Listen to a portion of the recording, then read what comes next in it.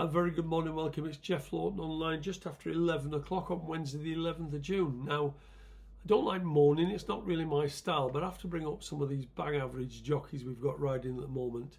I put up one bet yesterday to my private service, and I also gave it a very good mention on here, and that was Crepe Suzette in the 4:30 at Salisbury, ridden by Rab Avlin. It was running off a marker 77, but it's bred to be 100 plus horse, so he's on the best horse in the race. What does he do? Drops it out. Now, I knew turning for home 5 furlongs out that he was at least 2 lengths too far back, and despite cruising into the race, he gave the horse too much to do and was beaten. I think he was ahead, and that's on top of the ride that Richard Kingscote gave to Docklands on Saturday at Epsom, where he travelled much the better than the winner. But Ryan Moore totally outrode him, held him in at the time that he should have been on his way, and again was just touched off when he should have won comfortably. Now, rides like these two make my blood boil, but they're not isolated incidents, and it's so important to have a good jockey riding for you when you bet. The difference is that the good jockeys always seem to be in the right place at the right time, and the moderate ones don't know whether they want a shit shave or haircut. Hence why somebody like Oisin Murphy has ridden 7 winners from his last 10 rides. Now, he totally outrode Rab Avlin yesterday on a horse that's far inferior.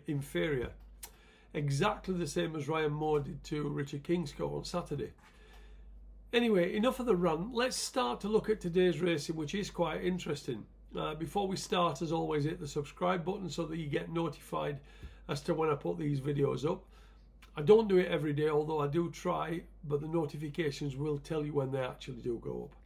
As I told you yesterday, I won't be doing any videos next week after Monday because I'll be at Royal Ascot all week, and I physically will not have the time, but I am setting up a special group to replace the videos in order so that you can receive my Ascot bets.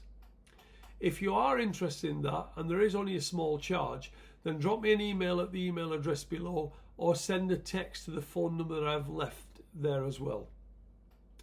You won't get bets from any other meetings, but you will get all my Royal Ascot bets. And if you are part of the private service, then you don't need to join, you'll get them anyway.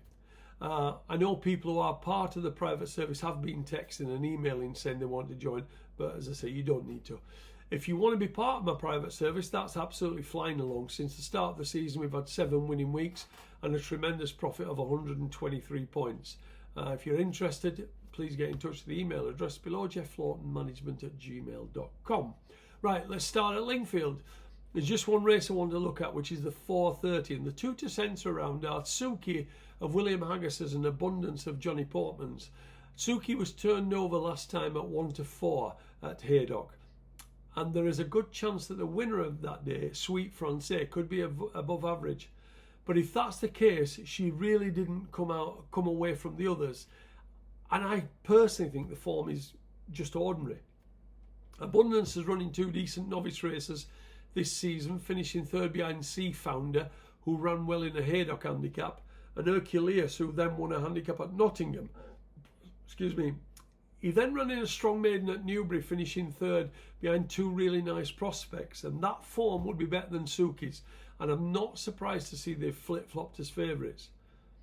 Over to Yarmouth in the first race, the 2:45.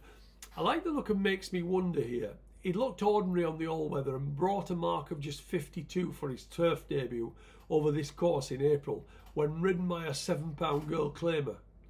That form couldn't have worked out any better, with the second that day winning its next 4 races and the third winning its next 2 races. He then went to Brighton, but that was on soft ground, and he finished 3rd that day under the same claimer. Now he returns to Yarmouth today on a similar surface to when he won, and Sylvester de Souza takes over from the young girl. This is also a weaker race, and I think everything is in his favour here. In the 3:45, Rhythmic Acclaim of Charlie McBride saves his best run for this track, but he finished with plenty of running left after being stopped several times last time, and if he can repeat that run, he should be hard to beat here. However, horses running in this bracket, i.e. rated 50s and 60s, don't usually have consistency as one of their strengths. Up at Hamilton this evening in the 7 o'clock, this looks quite a nice 2-year-old race with Better and Better and Try Stormcat both running well on the debuts. I also have a decent message for Ed Bethel's newcomer, Welbury, so it's not a race I'll be betting in. If you push me for a selection, I probably just prefer Better and Better. In the 8 o'clock, I quite like Parisiac. He runs this track well and he won here 2 runs ago. Now, for some strange reason, the handicapper then ran him under a £5 penalty, even though he was only due to go up £2, which obviously made him £3 wrong at the weights. He finished second that day over this course and distance, but he now reverts back to the mark that he should have run off before, which is £3 lower than last week's run. And they've also put a very useful apprentice off, Mohamed Tabti, who was apprenticed with Paul Colby before moving to Ian Jardines. So in effect, the horse is actually off an £8 lower mark than when he finished second last week, and he was then clear of all the other horses. Wing Messenger posted a good comeback run 19 days ago, and normal improvement should see him go close. But Parisiac is so well treated here that he ought to be winning this. At Kempton, in the 640, Silent Love of Charlie Appleby's has run in 2 better races than this, finishing third both times.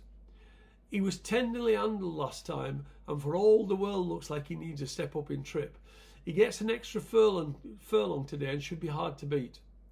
Favourite memory of Rafe Beckett's caught the eye on debut over a mile when he stayed on well in 5th, looking very green.